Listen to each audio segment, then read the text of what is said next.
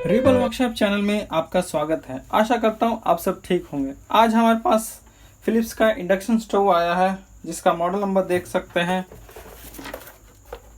इसका model number 4929 है। इसमें प्रॉब्लम क्या है कि जैसे कि हम इसको चालू करते हैं तो हम पहले इसको सीरीज़ में जोड़ लेते हैं।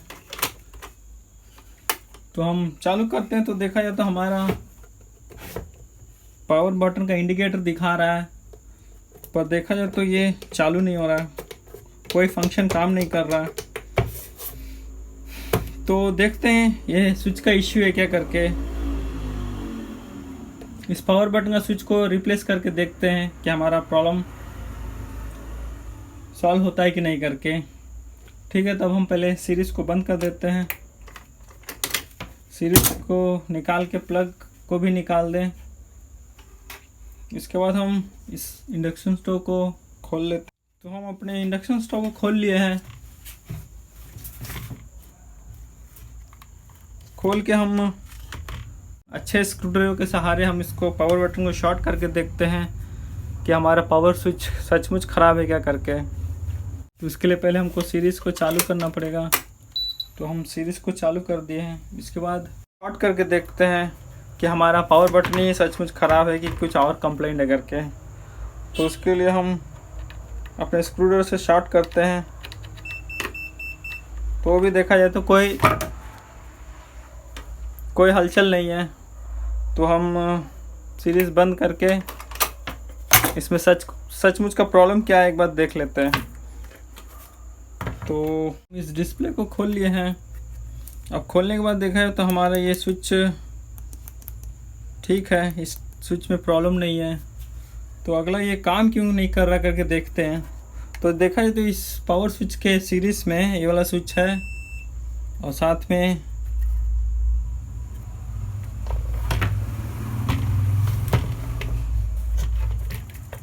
हमारा पीसी भी कुछ ऐसा है।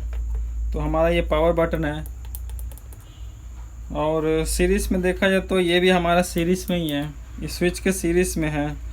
और उसके बाद देखा जाए टाइमर, ये बीच वाला स्विच भी आके इसके सीरीज़ में है।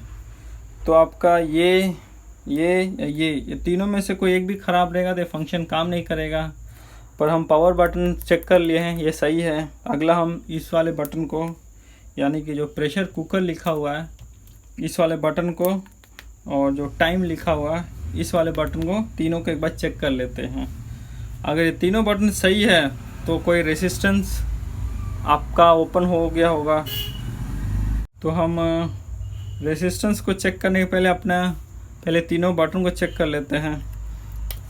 तो उसके लिए हमको मल्टीमीटर को बजर रेंज में रखना पड़ेगा। तो मल्टीमीटर को अपने बजर रेंज में रख लिया है। देखें तो बजर आ रहा है। तो हम ये पावर बटन चेक कर लेते हैं।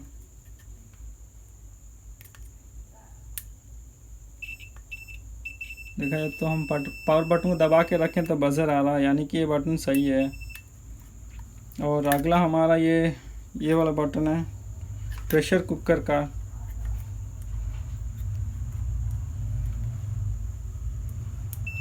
एक तरफ आ रहा है और एक तरफ नहीं आ रहा है। तो शायद इस बटन के कारण भी आपका ऐसा प्रॉब्लम आ सकता है। तो ठीक है, तब हम इसको एक बार बदल लेते हैं, फिर पीसीबी में लगा के देखते हैं कि हमारा प्रॉब्लम सॉल्व होता है कि नहीं होता है। ठीक है दोस्तों, तो देखा जाए तो इस बटन हम लोग बदल दिए हैं, पुराना वाला है और इसमें एक नया बटन लगाए हैं।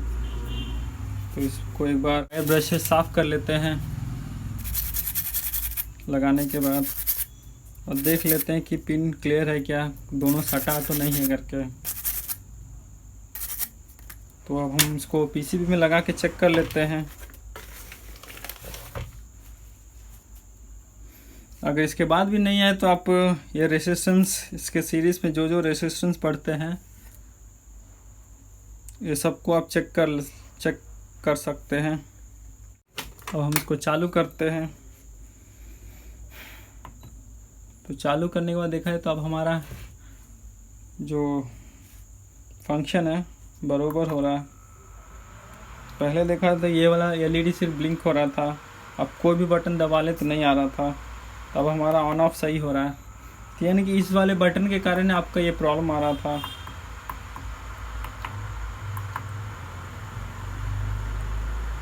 ठीक है, तो इसको एक बार क्लोज करके इसके बाकी फंक्शन सही काम कर रहे हैं कि देख लेते हैं। तो अब हम इसको पीसीबी को माउंट कर लेते हैं इसमें।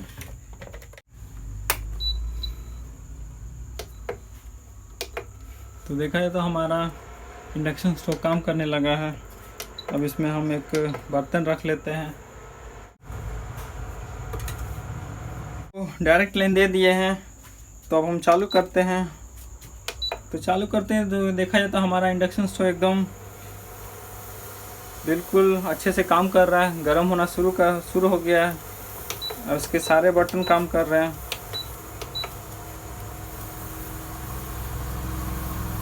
ठीक है दोस्तों, इस वीडियो से अगर आपको कुछ सीखने को मिला तो अपने दोस्तों को शेयर करिएगा। फिर मिलते हैं। Okay, good bye.